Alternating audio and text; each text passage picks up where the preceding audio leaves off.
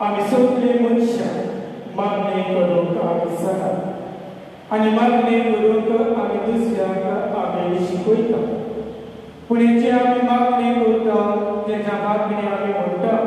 ती मागणी आमच्या खालसांतल्यान मनांतल्यान आमी म्हणटा काय